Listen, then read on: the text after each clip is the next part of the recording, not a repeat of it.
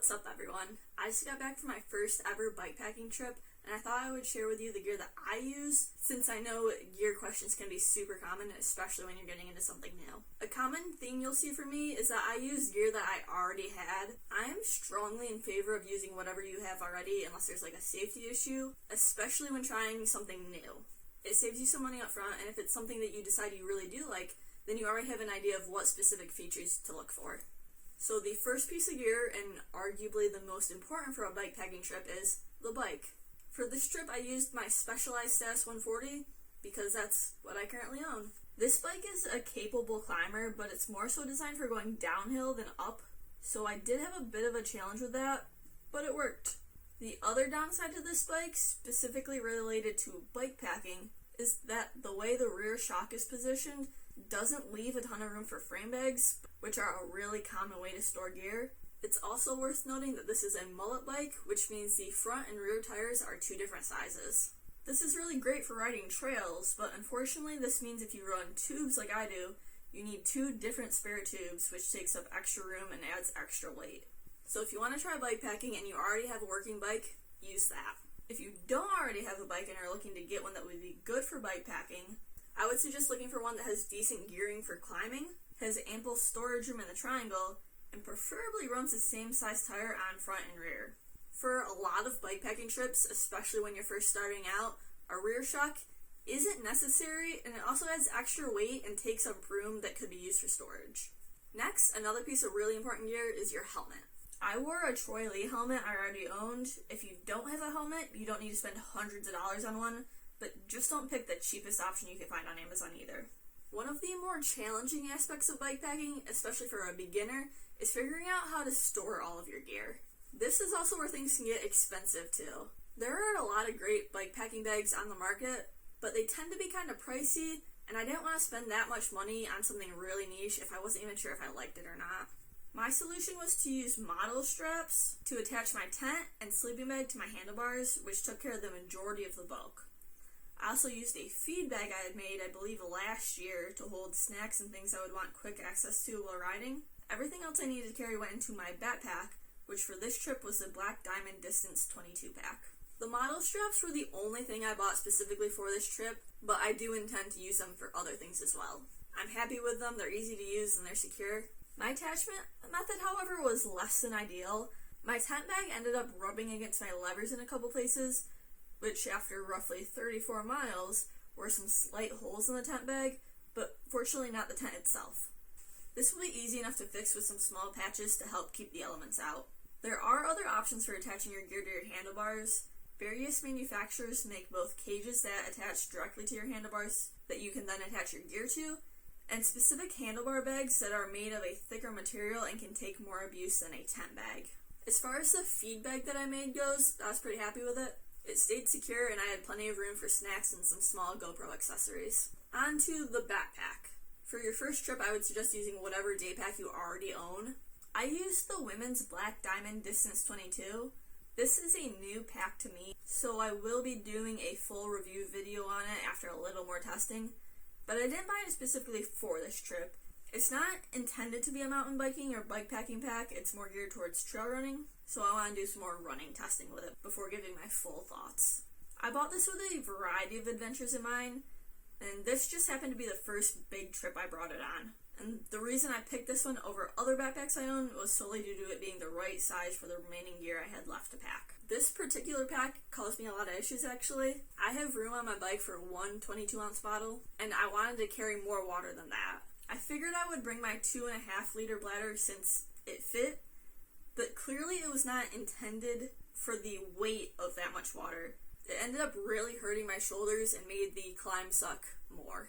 So for my shelter, I brought the smallest packing tent that I currently own, which is the MSR Hubba NX1. Bivvies, tarps, and hammocks are also an option if you prefer, but I'm content with my current tent. Potentially in the future, I may consider a bikepacking specific tent, which generally speaking have shorter poles and therefore can be packed into shorter areas, giving you more storage options. But I don't regret bringing the tent I already have, and will continue to use it for bikepacking for the time being. Now that we've talked about tents, let's move on to the rest of the sleep system. Generally speaking, you're going to want either a sleeping bag or quilt, pillow, and a sleeping pad. For this trip, I used my Nemo Tempo Men's 20-degree bag.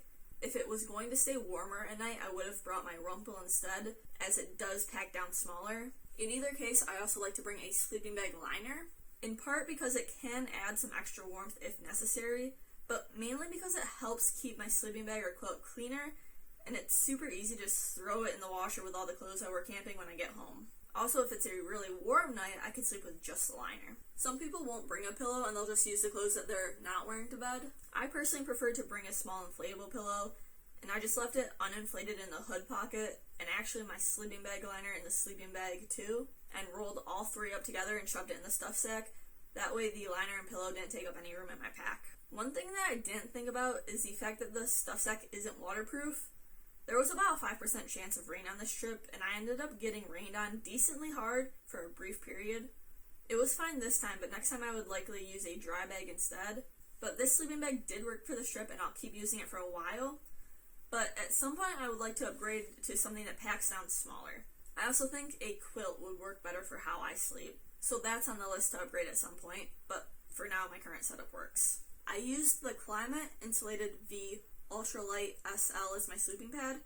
Again, it just happened to be the one I already own, and it packs up fairly small, but it is a bit noisy when you move around on it, so I may replace it at some point, but I'm not in any rush. Now on to clothing. For a short bikepacking trip like this, you'll only have one riding outfit. For me, that meant jersey, sports bra, baggies, chamois, and socks. You typically don't bring another outfit because of the weight and the amount of space it'll take up. I did, however, bring an extra pair of clean socks, and think it was well worth it. For both the jersey and baggy mountain bike shorts, I wore them because I already had them. If you don't, then any moisture-wicking shirt and shorts will be fine. You just want to make sure that the shorts are long enough that your legs won't chafe at all against the seat while you're pedaling. You can also just wear a chamois for bottoms if that's what you're comfortable with. I wore a chamois under my baggies because I already owned a pair that came with another pair of shorts, but I typically don't wear them when I ride. I only did this time because it was longer rides than I'm used to and back-to-back days, and to be honest, I'm not certain I'll wear them next time. I know there's a lot of people who wouldn't dream of riding without them, but I didn't personally feel like they were all that beneficial. I also wore gloves and sneakers.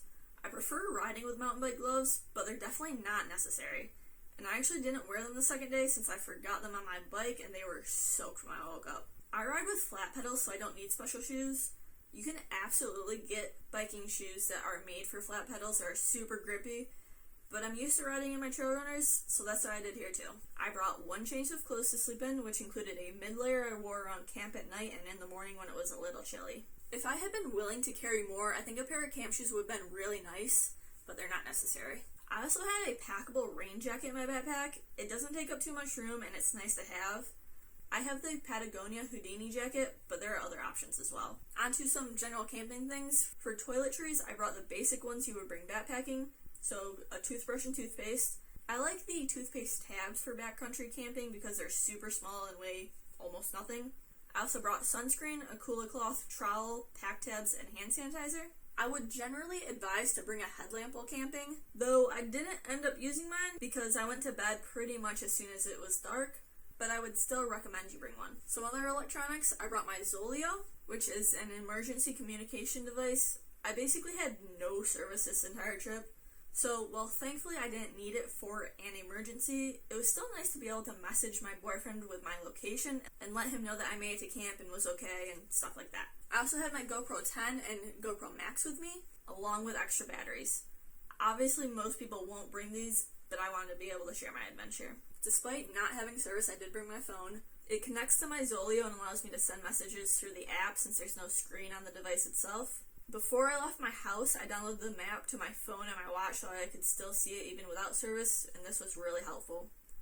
I also discovered my watch will count down how much elevation gain you have left, which I found motivating on the second day. I did also have a small battery pack that I used to charge my phone while I was packing up on the second day, but if I had remembered to turn my phone off at night, then it wouldn't have been necessary.